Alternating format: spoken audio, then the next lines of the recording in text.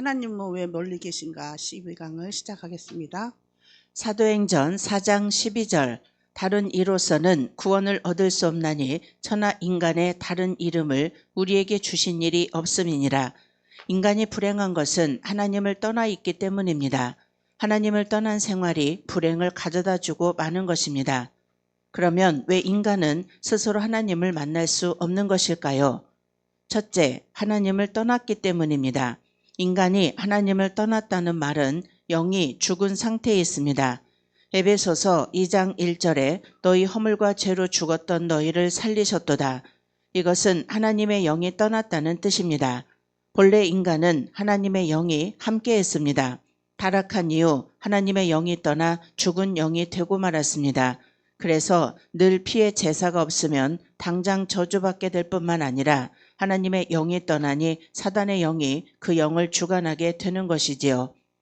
창세기 1장 27절 하나님이 자기 형상 곧 하나님의 형상대로 사람을 창조하시되 남자와 여자를 창조하시고, 또 고린도전서 2장 12절 우리가 세상의 영을 받지 아니하고 오직 하나님께로 온 영을 받았으니 이는 우리로 하여금 하나님께서 우리에게 은혜로 주신 것들을 알게 하려 하심이라.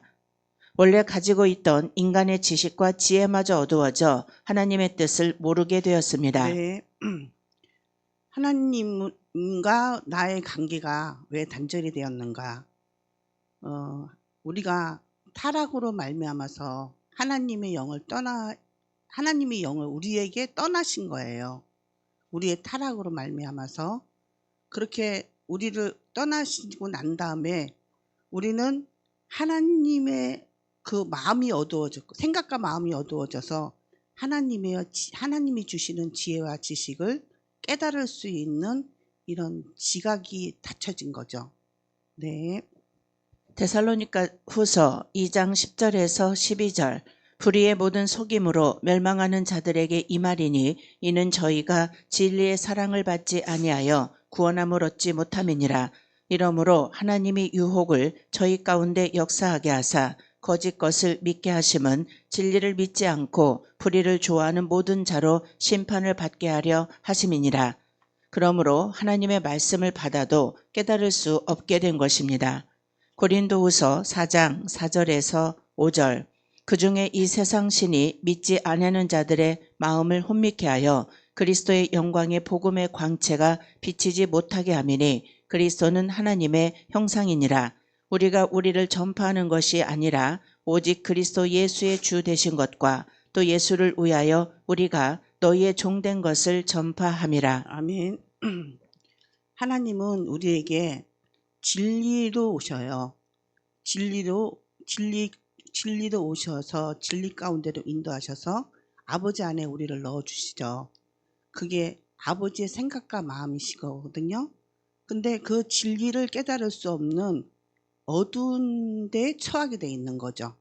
그래서 하나님의 형상을 닮아야 되는데 하나님의 형상을 닮지 못하고 구주 되신 예수 그리스도를 우리의 주인으로 삼을 수가 없는 이런 것에서 진리를 깨달을 수 없는 차원이 들어가면 자유케 되는 것이 상실되죠.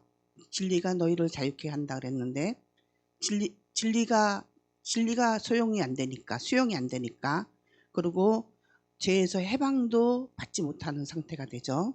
그리고 하나님의 은혜입니다. 은혜를 깨닫지 못하는 거예요.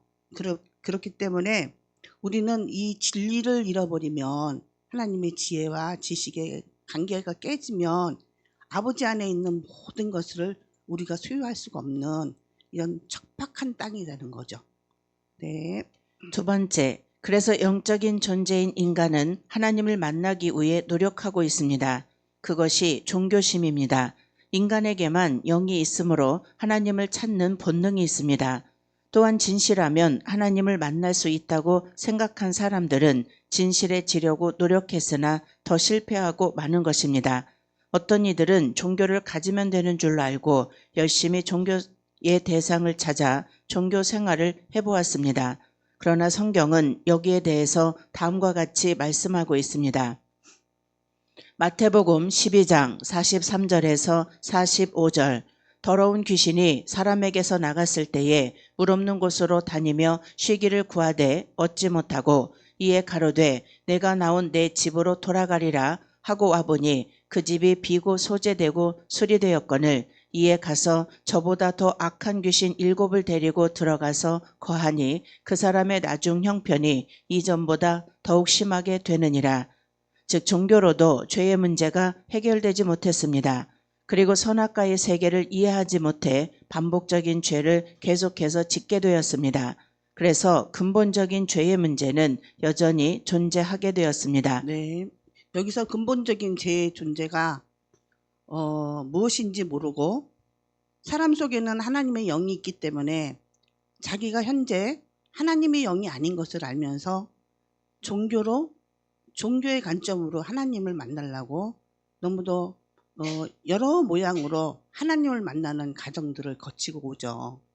그러면서 그래도 하나님이 없음을, 자기 안에 하나님이 없음을, 하나님의 영이 없음을, 하나님의 생기가 없음을, 하나님의 근원적인 말씀의 지식과 지혜가 없음을 이게 무엇인가 하고 맨날 고립되면서 그들을 하나님을 향해서 사모하는데, 잠시 우리가 어떤 영적인 세계, 영적이라고 소위 말하는 영적이라는 세계 안에서 우리가 치유도 받고 해결도 받는 순간순간은 있는데, 근데 잠시 이렇게 머물러 있다 보면은 내가 더 더 난폭해지는, 내가 더 험악해지는 이런 순간들을 맞이하죠. 그래서 나의 죄됨을 보게 되는데, 이 모든 것들은 해결할 수 있는 것이 뭘까라는 퀘션 마크가 붙겠죠. 그러면 그 퀘션 마크 안에 하나님을 찾는 곳을 헤매다고 다니다 보면 하나님의 은혜로 가나안이라는 곳을 배설해 놓은 우리 24강이라는 것을 만나는 게 지상 최대의 축복이라고 봅니다. 철학으로도 인간이 하나님을 만나려 하였으나 실패하고 더 허무한 인간으로 전락되고 말았습니다. 골로새서 2장 8절에서 9절에 누가 철학의 헛된 속임수로 너희를 노력할까 주의하라. 이것이 사람의 유전과 세상의 초등 학문을 쫓으며 그리스도를 쫓음이 아니니라. 그 안에는 신성의 모든 충만이 육체로 거하시고, 이 모든 것의 원인은 인간들의 원죄가 무엇인지 잘 몰랐기 때문입니다. 아멘.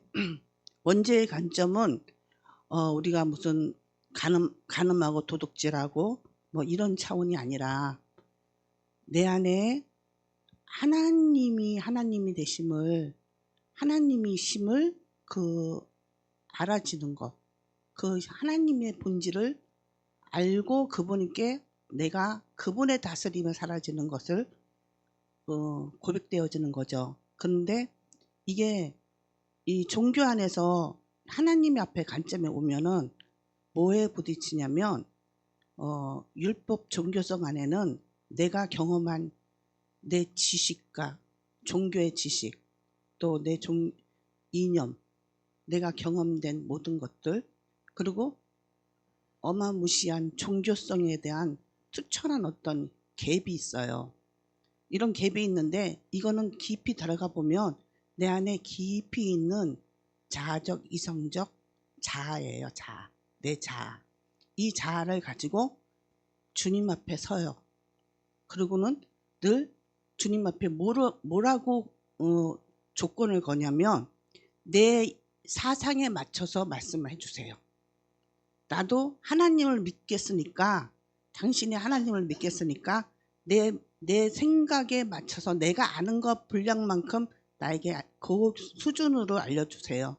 그렇게 말하죠. 근데 그거는 내가 내 속에 깊이 있는 내 왕적인, 내가 나를 군림하고 싶어하는 왕적인 자아예요. 그 자아가 하나님의 그 전신갑주, 하나님의 전신갑주로 붕괴되어지는 순간들이 삶의 현장 속에서 부닥쳐 봐야 돼요. 그랬을 때 그것이 빠질 때 나로서는 할 수 없고 아버지로서 가야 되는 부분에서 이게 하나님이 하나님이 하나님됨을 고백되어지는 하나님의 신성한 그 말씀이 무엇인가를 또 사모하게 되죠. 네. 세 번째, 구원받지 못한 사람은 절대로 하나님을 만날 수가 없습니다. 먼저 구원을 받아야 하나님을 알 수 있습니다. 거듭나지 않고는 하나님을 볼 수 없습니다. 요한복음 3장 3절에서 5절, 예수께서 대답하여 가라사대 진실로 진실로 내게 이르노니 사람이 거듭나지 아니하면 하나님 나라를 볼 수 없느니라. 니고데모가 가로되 사람이 늙으면 어떻게 날 수 있삼나이까? 두 번째 모태에 들어갔다가 날 수 있삼나이까?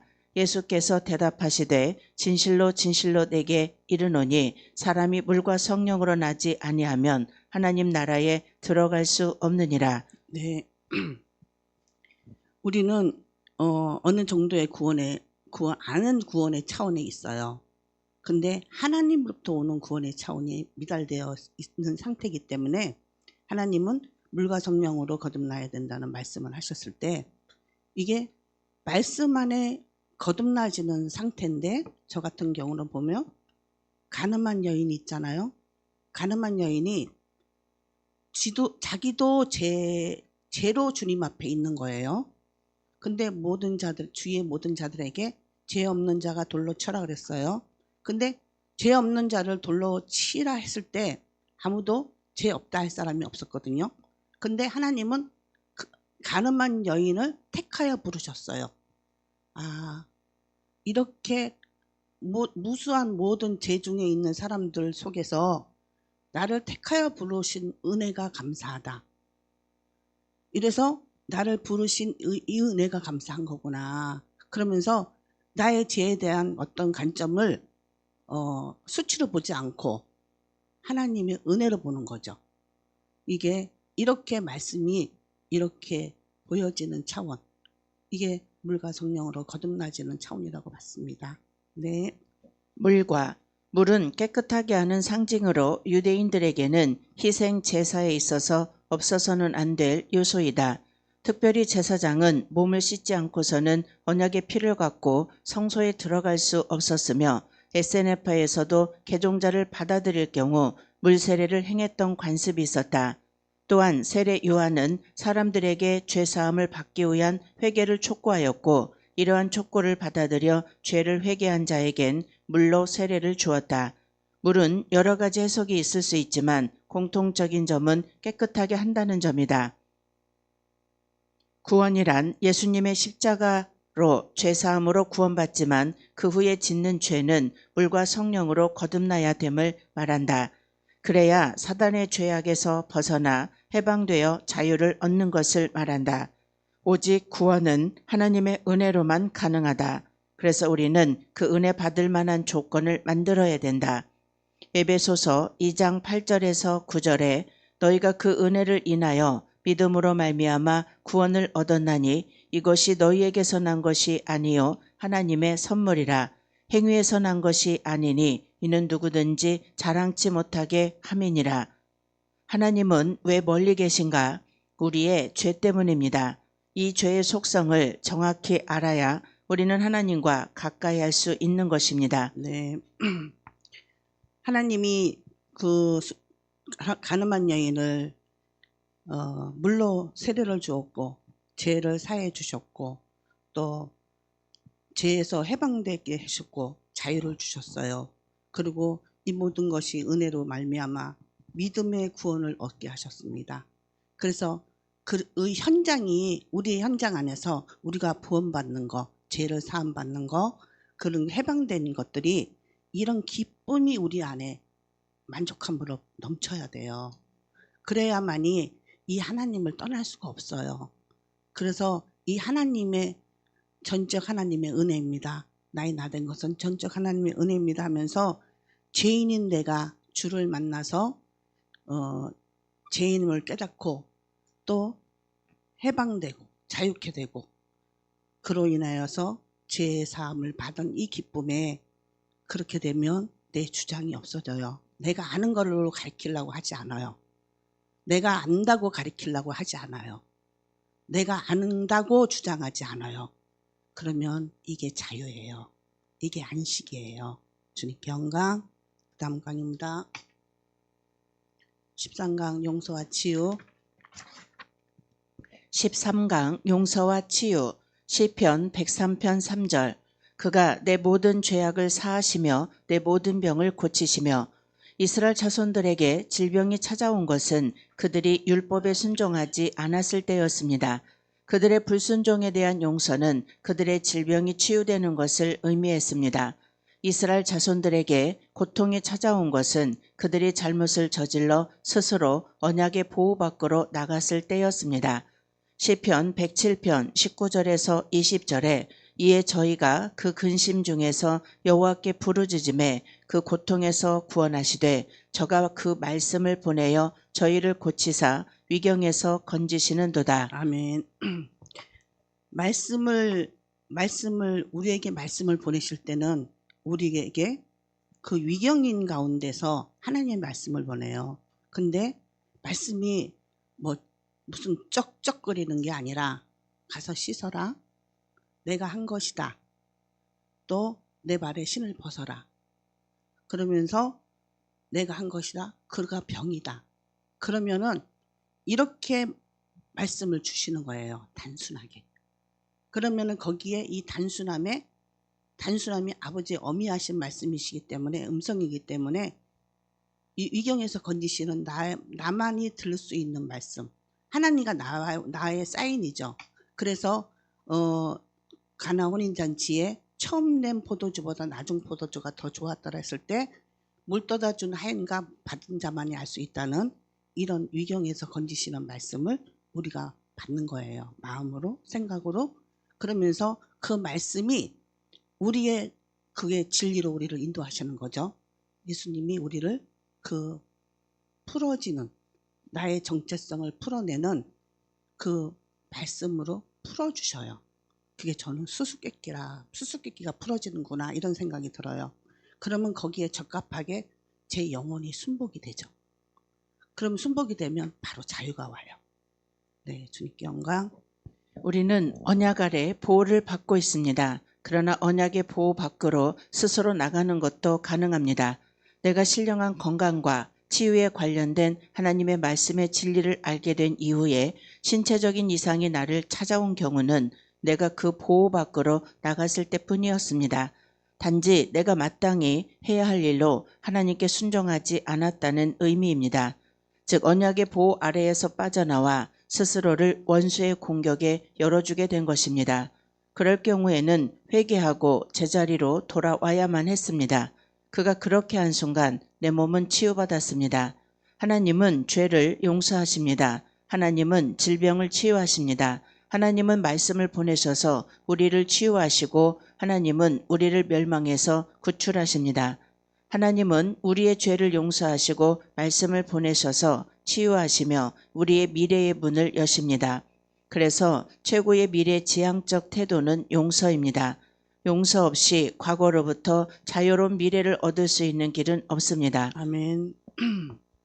우리 가나안에 오면 용서는 제가 하는 게 아니에요. 용서의 주권은 아버지예요. 그래서 치유법권이라고 내 권한 밖의 일이에요. 그럼 아버지는 40년, 50년 동안 우울증 걸렸던 분이 있었어요. 그가 치유를 받았어요. 하나님 일도 해요. 근데 그에게는 남은 장애물이 있어요. 제 습성이. 근데 그거는 자기가 통제할 수 없는 그런 어떤 근원들이 올라오는 거예요. 근데 그게 병이죠. 근데 그거를 본인은 알아요. 고통스러워해요. 근데 하나님은 그걸 바라보는 자가 선악과로 판단이 되면 그거는 뭐야? 이렇게 말을 할 수 있죠. 저 사람은 왜 저러지? 이렇게 할 수 있어요. 근데 주님은 저에게 병이다. 가르쳐 주시더라고요. 그러니까는 선악과의 차원에서는 그게 용납이 안 되는 거죠. 사실만을 보게 되니까. 근데 아버지의 사랑의 차원은 그 국률로 보는데 덮개예요. 그냥 덮으시는 거예요. 그래서 그분하고 그런 얘기를 했어요. 하나님은 우리의 허물을 덮으시는 그 국률의 사랑이 늘 우리를 덮는 차원으로 계속 우리를 이끌어 가시는데 그 덮는 밑에 보자기 밑에 치마폭 밑에 뭐가 있는 거는 주님이 안 보시고 아버지가 나를 향해서 그를 향해서 이끌어 가시는 그 하나님의 계획, 목표, 용서, 사랑, 하나님의 나타나심 그것만 하나님의 관점이 되어 있어요. 그것을 보면서 내가 이번에 저번에 나 용서와 치유를 해야 되겠다 이러고 이 강의를 선택을 했습니다. 그렇게 선택을 했는데 제가 그때 그 주간에 못 올라왔고 이번 주간에 한다고 그랬는데 하나님은 이 앞에 12강도 하나님이 비어 있는데 얼떨결에 제가 그냥 쿡 찍었어요. 쿡 찍었는데 그게 이거랑 연결이 되더라고요. 그래서 너무 감사하다 이런 생각이 들었어요. 그러니까 우리는 저는 사람을 뭐가 죄가 있어서 저러 뭐가 있어서 어떻게 저렇게 삶에서 고통이 있어요. 그럴만해서 더 이상은 견딜 수가 없어서 그 사람이 어떤 것들을 완벽하게 이루지 못하는 부분들을 내 선악과의 차원, 선악의 눈으로 내가 한 것을만 가지고 내 입장만 가지고 그를 쳐다보면 안 되는 거더라고요. 그도 그럴 수밖에 없어서 하나님은 그거 이전의 모든 것들을 넘어서 일을 하신 거구나. 그렇게 일을 하신 거구나 라고 하나님이 저에게 깨닫게 해주시더라고요. 그래서 하나님의 긍휼의 차원을 또 맛보게 됐어요. 그래서 우리는 정죄하고 판단하는 거는 정말 그를 욕하는 게 아니고 그에게 어떤 것을 해를 주는 게 아니라 내가 너무도 쓴뿌리가 또 심겨지는 거예요. 하나님의 씨가 심겨지는 게 아니라 쓴뿌리가 심겨지는 걸 깨달았어요. 그래서 그가 그럴 때는 하나님이 그렇게 인도하실 때는 하나님이 옳았어. 하나님이 하신 일이야. 주가 하셨습니다. 주님께 영광이 됐습니다. 네. 우리는 용서하고 용서를 받아야 합니다. 그래서 하나님은 우리에게 말씀을 보내주십니다. 우리 인간은 스스로의 힘으로는 진정한 용서와 용서받음을 할 수가 없습니다. 그래서 하나님은 용서와 사랑의 말씀을 보내주셔서 용서하며 사랑할 수 있는 이치를 깨닫게 하십니다. 예화. 아멘. 또 저번에 제가 캐나다 가시는 분이 아직 안 가셨어요. 그분한테 제가 며칠 전에 여기 오기 전에 전화를 했어요. 뭔가 이렇게 처음에 와서 이렇게 서로가 이해되지 않는 차원에서 연쇄 충돌이 일어나는 사건들이 벌어졌을 때 그러면서 저는 울산서 혼자 와 있었고 나는 어떤 상황도 정황도 모르고 관계성 속에서도 알지도 못하는데 근데 나는 그냥 묵묵부답으로 이렇게 버티고 있었어요.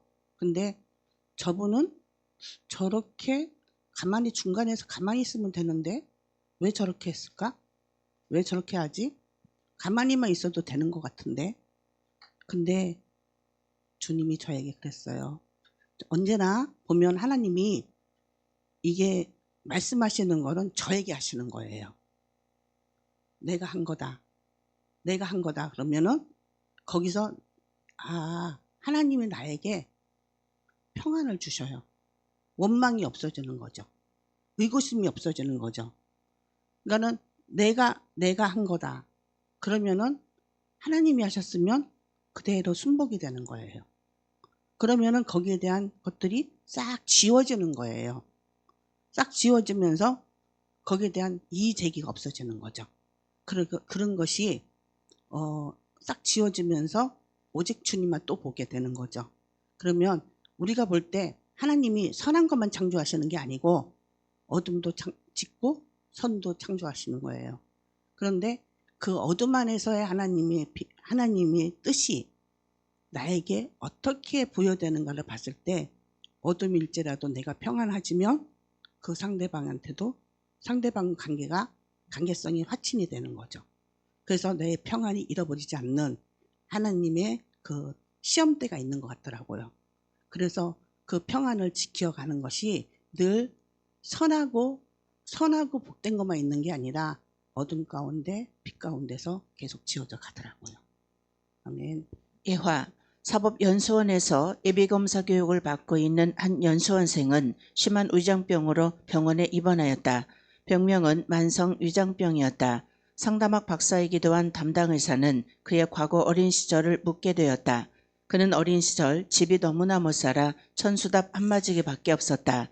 그런데 바로 옆에 노는 그 동네 부자의 논이었습니다.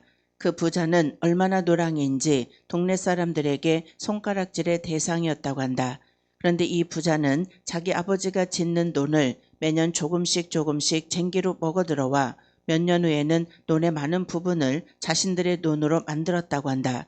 이때 아버지는 논도 한마지기밖에 없는 데다 그 부자에게 항상 돈을 꿔다 써야만 되는 형편이므로 울며 겨자 먹기로 말을 못했다. 이때 아들은 나이가 너무 어려 다른 물리적 행동은 하지 못하고 마음의 미움만 가지게 되었는데 그것이 병이 되었다는 것이다. 그래서 이 상담 의사는 그 부자를 진심으로 용서하면 위장병이 낫는다고 진단을 내렸다. 이 사법연수원생은 의사의 조언에 적극 참여하여 다소 시간은 걸렸지만 그 부자를 조건 없이 용서했더니 만성 위장병은 온데간데 없어졌다고 한다. 미움은 언뜻 생각하면 미움을 받는 자가 불행한 것 같지만 실상은 미워하는 자가 참으로 불행한 자입니다. 예화 2. 천식으로 심하게 고생하던 윌리엄은 정년이 되기도 전에 퇴직 신청을 했다. 얼마 전에는 폐렴까지 걸렸는데 회복될 기미가 전혀 보이지 않았다. 그는 기도 모임에 와서 예수님께 아픔을 치유해달라고 구했다. 그의 얼굴은 너무 굳어 있어서 마치 석고상 같았다. 그는 어렸을 때 표현할 수 없을 정도로 심한 고통을 당했고 부모는 그를 원하지 않았고 심하게 때리기까지 했다. 결국 양부모 밑에서 자라게 되었는데 그곳에서도 상황은 별반 나아지지 않았다. 그들이 그를 입양한 이유는 단지 대를 잇기 위해서였다. 그는 현실과 타협할 수 없었고 자신의 정체성을 발견할 수도 없었다. 그의 어린 시절은 고통만 가득한 시간이었다. 그는 웃음을 잃었고 기쁨을 느끼지 못했다. 나는 예수님이 그의 이름을 아시고 그에게 개인적으로 말씀하시며 그를 자유롭게 해주기 원하신다는 것을 이야기했습니다. 그리고 그분이 그에게 많은 어려움을 주었던 사람들을 용서하기 원하신다는 것도 전했습니다. 그들을 용서하라고요? 그럴 수 없습니다. 그의 답변을 들은 나는 물었습니다. 낫기를 원하십니까? 결정적인 질문이었다. 그는 자기 자신과 싸웠다. 네라는 대답을 하기까지 정말 힘든 싸움이었다. 그는 그렇게 오랫동안 어깨에 짊어지고 다녔던 무거운 짐을 십자가 아래 내려놓았다. 주님이 그에게 용서할 수 있는 힘을 주셨습니다. 예수님은 일생 동안 갇혀있던 감옥에서 그를 해방시켰습니다. 그의 내적인 문제가 해결되고 나니 기관지도 치유되었습니다. 우리 주님의 역사를 함께 경험한다는 것, 그분께 무한한 방법이 있다는 사실을 깨닫는 것은 너무나 감격스럽습니다. 우리가 서로 사랑에 용서해야 합니다. 그러나 우리는 용서의 능력이 부족합니다. 그래서 하나님은 우리에게 말씀을 보내주셔서 왜 우리가 용서해야 되는지 그 이치를 깨닫게 하시며 용서할 수 있는 힘을 주십니다. 이 용서의 이치를 깨닫고 용서할 수 있도록 힘을 가진 말씀이 우리에게 다가올 때 우리는 축복받은 용서의 삶, 치유의 삶을 살아갈 수 있습니다. 우리는 용서한 만큼 치유되며 치유된 만큼 행복해지고 행복해진 만큼 하나님의 세상 이치가 깨달아집니다. 네, 용서, 치유, 행복, 하나님의 세상 이치를 하나님의 삶의 열매를 나눠주고 사는 거예요. 그리고 저는 늘 이런 고백을 해요. 저에게 선한 마음을 창조하시고 정직한 영을 주시고 늘 마음의 소리, 주님의 소리만 듣는 하나님의 선한 양심이 되게 해달라고 고백하고 삽니다. 주님께 영광. 감사합니다.